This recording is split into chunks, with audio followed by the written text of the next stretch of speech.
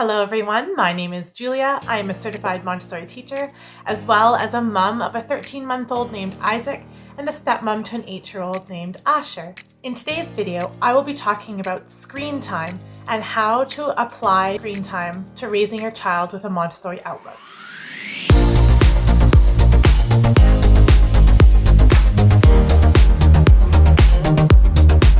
I thought the topic of today's video was very pertinent, seeing as for a lot of children and people in general, the past 4 or 5 months even have been a lot more screen focused in areas of life that you wouldn't normally have such a huge presence of screens. So for children, that has meant a lot of their schooling has been on screens and continues to be on screens.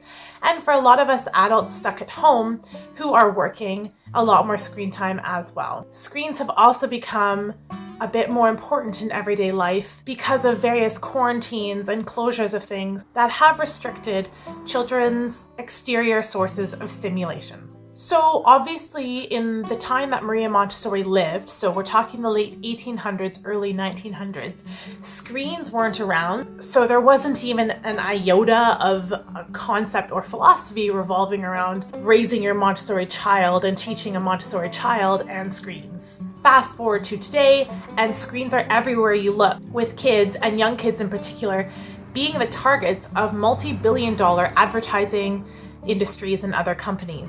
So what can a parent do besides love and hate screens at the same time? Well, there are a couple of options that you can take if you are wanting to boundary set and balance with screen time and raising your child with Montessori philosophies. Option A is an all or nothing approach. So either you let your kid have as much screen time as they need and want without applying any boundaries or restrictions to it, or you say no screen time at all, and that's that.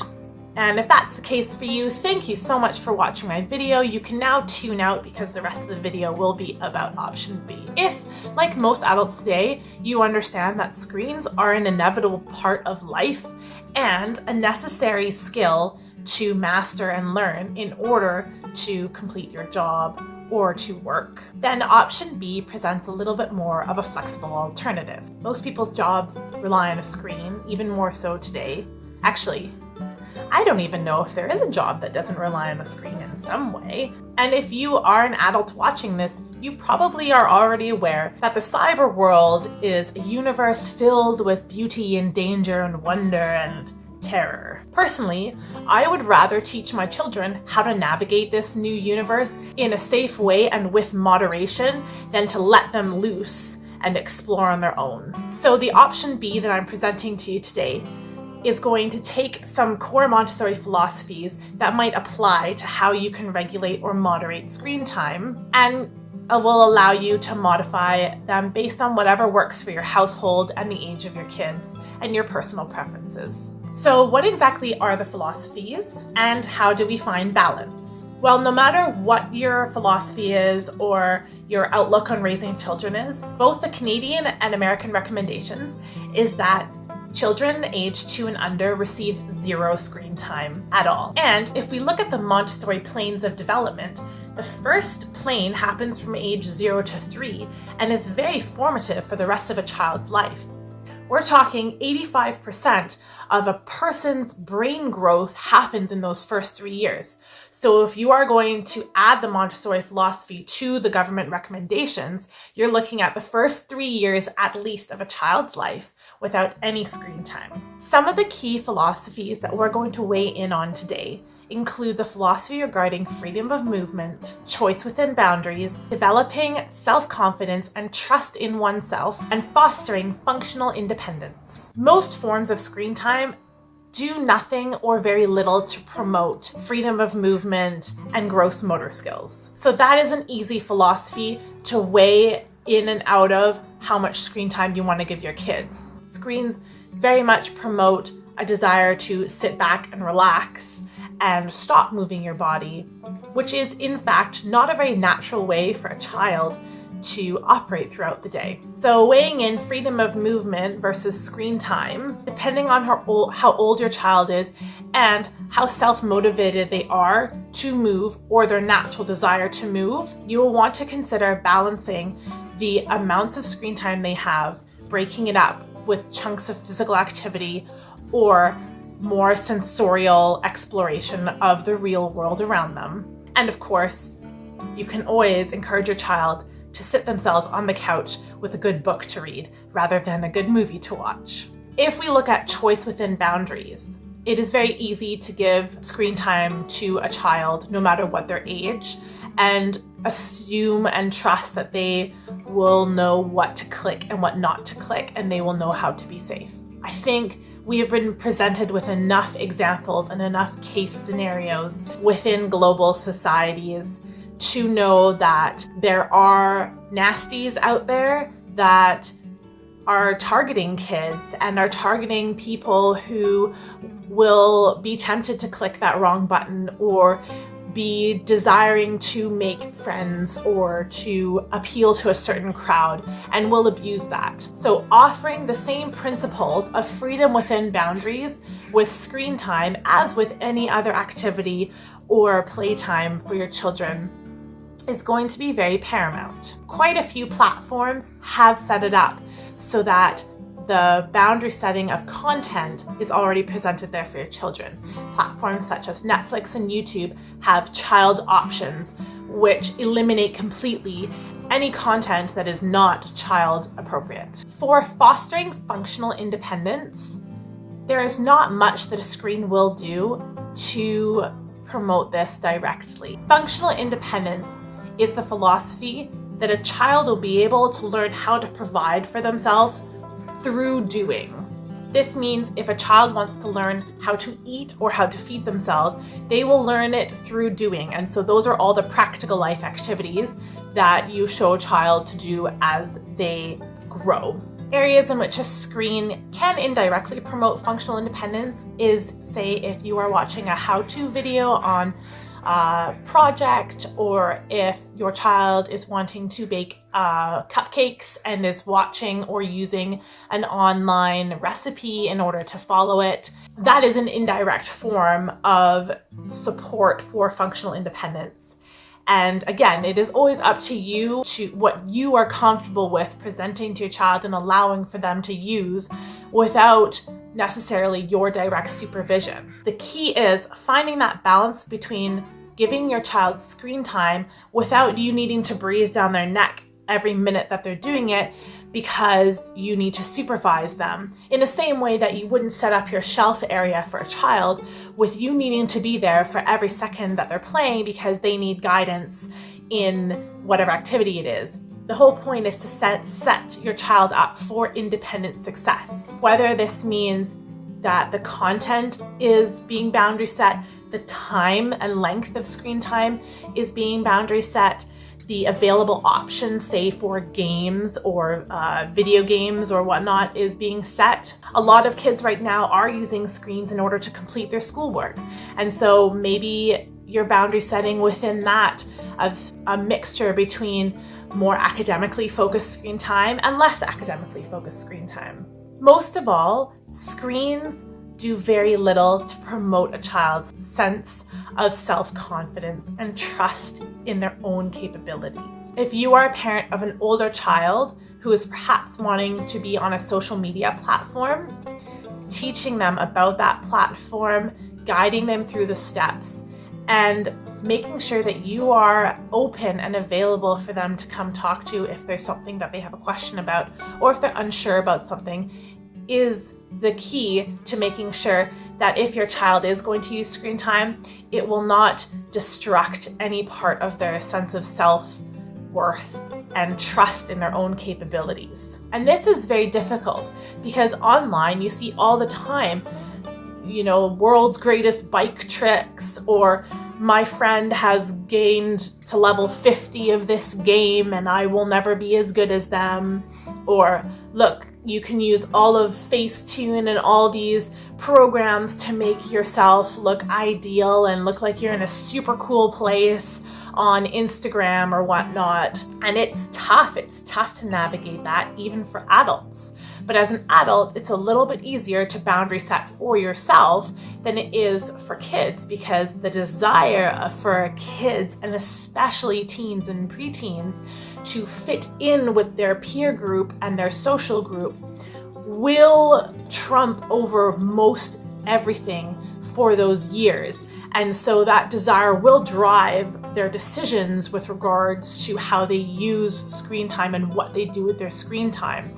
And so if you are allowing your older child to have unsupervised screen time, you will also need to find ways to balance time that they will spend gaining confidence in their own skills, practicing real life situations that challenge them in just the right way and help them gain self-confidence. Of course, a lot of this is easier said than done, and I recognize that. Least of all because many children grow up watching their parents or older siblings or other family members spend lots of time on a screen, whether it's for work, whether it's listening to the news. And so it's natural that they would want to desire to do that because they see it as a normalized part of their everyday life. So at home, it is up to you to decide how to weigh in the value of screen time versus whatever else is happening.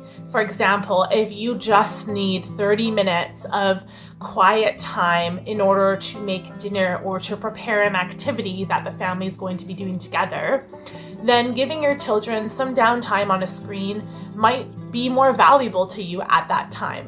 Whatever you pit the importance of screen time against, you will also need to make sure that your child's inherent need to be physically active, to eat well, and to have real life connections and experiences outside of the fantastical world of screens is going to be more important. And I recognize that the rules and boundaries for kids and screens, and even for us adults and screens during this time of global pandemic, has changed, and you might need to do a reevaluation. Or maybe you're sitting down now and you're thinking, what has it come to? We're all spending so much more time on screens. Everyone's going crazy. This is insane. You might just need to sit down and have a family meeting and reevaluate some of those boundaries and reestablish some ground rules. But my husband and I sat down with Asher last week, and we had a whole discussion on reevaluating his screen time, where we asked him how much time he thought was reasonable, what he thought he should be doing, how he needed to balance out any screen time that he had with other things to do or real life connections with peers. Of course, we are not seeing anybody physically right now except a very few select close family members in our social circle. So him connecting with his peers is online or through a video chat most of the time, but that's now a separate category to do with his social life rather than his screen time. We have decided to count any video visits that he does with his friends as not really screen time, because he is having those real life interactions and that social time that is so needed for kids. So get your kids to participate in boundary setting. Get them to help. The most important thing to remember with screen times and following your child in accordance to Montessori philosophy is exactly that. Follow the individual child. As long as you do that, you'll see positive, long-lasting success. And if your child exhibits behaviors after screen time that seems to promote negative results after having it, consider taking it away for some time. Just remember, kids have been entertained without screens for thousands of years before the 21st century. Children don't actually need a screen to be entertained at all. So if you are using a screen with your child, or you're allowing your child to have screen time, know that it is in effect a bonus way of entertaining your child. And all you need as a reminder of this is to watch how fascinated your child is by like an ant crawling on the sidewalk. Or if you're in a place of the world where playgrounds have reopened like here, seeing how happy a child is now to swing on a swing or to be able to go down a slide. And if you're sitting here thinking, well, my kids or a lot of people I know get really bored without screen time, my answer to you is that actually quite the contrary. You know, it means that you as an adult in a child's life need to set up their environment so that it will be so stimulating and so entertaining for them that they wouldn't even consider adding a screen to it or having a screen in it. And this is where we really find the difference in wanting to raise a child or have a person in your family spend less time on a screen and more quality time with themselves and with other members of the family, because it means that you as the adult or supervisor will have to spend a little more time setting up the environment and get to know your kids a little bit more, or whoever you're with a little bit more, so that you understand how they work and what they'll enjoy doing. When I was young, I could sit down with a book and read for 5 hours in a row. I wouldn't drink, I wouldn't eat, and I wouldn't get up at all, which, come to think of it, was probably not very healthy, but I wasn't on a screen, and that's what I enjoyed doing. So anyone who knew me knew that, yeah, you give Julia a good book and she's good to go. So look at the kids that you have or around you, and even look at yourself and think, what besides a screen is my child really interested in? And they won't get bored if they play with it. When I met Asher when he was 4, yeah, he would play with Lego for 3 to 4 hours without complaining at all that he was bored. It was incredible. I'm going to leave a link down below to my video on the Montessori shelf setup, because the shelf setup really is the key to providing those stimulating and independent activities for your child to do. In summary, what I hope you take away from this is that Montessori philosophy and practices stress the full body absorption of a concept, no matter how trivial or how large it may be. Modern world stresses the need to master technology in order to complete a task or to connect with other people around you. So balancing the need for real-life situations and full body absorption with the requirement of today's world that people are technologically savvy is knowing what to teach a child and what age. Whether it's something simple like practicing typing and familiarizing yourself with a keyboard at home, using technologies such as speech to text, Google Drive, or other office-related systems, or even reading a book on a Kindle or a different kind of screen, your child will not need a screen beyond the workability of it. It's a case of a want. Your child will want a screen and will want to do fun things and be entertained by it. But it is not providing a deeper sort of stimulation for your child. It is also not encouraging them to be active and mobile in this world. And furthermore, it is not encouraging them to seek out real-life connections with real people. Follow the children. Cater to their needs, not just their wants. And you'll fly from there. Okay, I really didn't want to end on a sort of preachy kind of note, so I thought I would share a couple of switch outs or ways that you can have screen time or trick your kids into having screen time without actually having screen time at home. For example, instead of playing a cartoon or a movie for your kids in order to have peaceful, quiet time, put on some music or even some music videos and get them dancing or get them up and moving to various songs. Instead of giving a phone to your kid while you're off for a walk or while you're in a restaurant, get them an I Spy book or a Where's Waldo book, any sort of look and find kind of book. Or even one of those old school like hand arcade games, you know, like the ones where you shoot the hoops onto the little pole or the little magnetic balls that you roll around. Play documentaries way more often than you would put on other types of cartoons or shows or videos for your kids. Learn a new board game as opposed to a new video game. And learn a dance. Go on and look up a dance tutorial and learn a dance. Get your body moving.